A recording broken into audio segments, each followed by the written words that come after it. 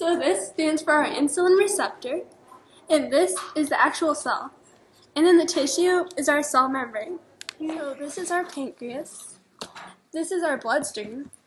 And over here, we have our glucose, which is the pom-pom. And the spoon is our glucose transport protein. This marble is our insulin. So insulin, a hormone, is made in the pancreas, which contains islets, or clusters of cells.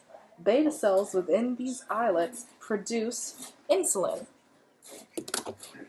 Insulin then goes down the blood. It didn't break. Insulin went through the bloodstream and entered the cell by breaking the cell membrane.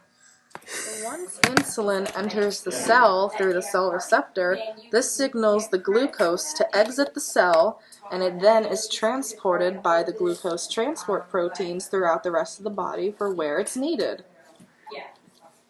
And away it goes. Cells need energy to survive, and their main source of that energy is glucose. And without insulin to help transport the glucose, you'll die. You will die. Okay. When there's no insulin, that is known as type 1 diabetes, which affects about 5 to 10% of everyone who has diabetes. The other type of diabetes, of course, is type 2 diabetes, where the insulin receptors are desensitized because there's too much. Now, for these people to solve their problems and to get the balance between insulin and glucose good, you can either inject insulin, or you could resensitize the receptors by lifestyle change, by getting more sleep, or eating a better diet, or being more active. Yes. Okay, that's good. Also, pregnancy also influences this too, as sometimes there's, what's it called? Gestational.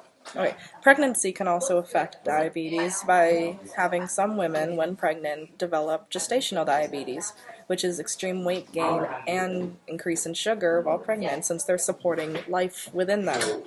But most of these cases, the diabetes goes away once the baby's born. Insulin resistance is when the body has insulin but doesn't use it effectively, which causes glucose buildup, which can lead to type 2 diabetes, Hypertension. and high blood pressure. Okay, let me start up. Alright.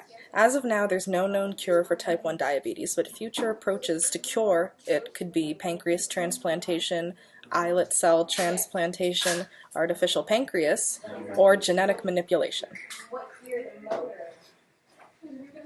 Type 1 and 2 diabetes are genetic, and type 1 cannot be prevented and is often developed during childhood.